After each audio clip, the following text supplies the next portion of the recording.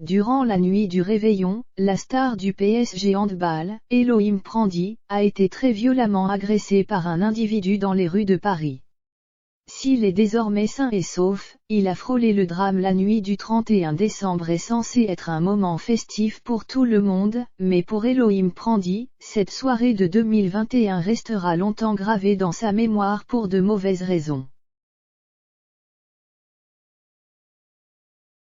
Star en devenir du handball français, successeur annoncé de Nikola Karabatic chez les Bleus, le jeune handballeur de 23 ans se trouvait dans un bar situé dans le 8e arrondissement de Paris lorsqu'il a été la cible d'une terrible agression.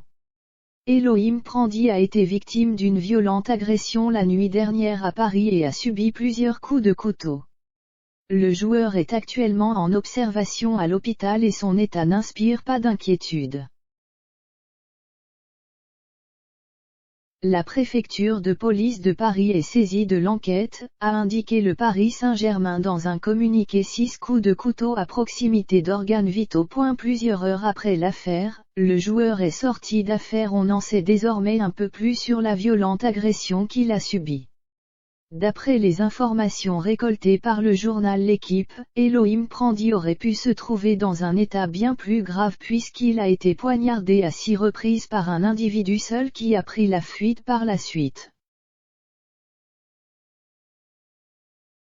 Si les circonstances de cette surprenante agression restent encore à déterminer, le handballeur a frôlé le drame puisqu'il a été touché à proximité de la rate et des poumons. Heureusement pour lui, aucun organe vital n'a été touché.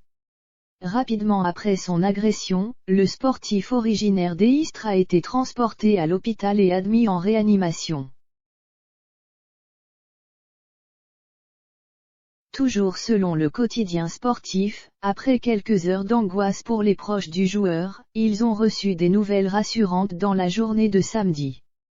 Forfait pour l'Euro de handball qui se tient en janvier, Elohim Prandi va désormais devoir entamer un processus de guérison après cette très violente agression, qui devrait laisser des traces psychologiques en plus des blessures physiques.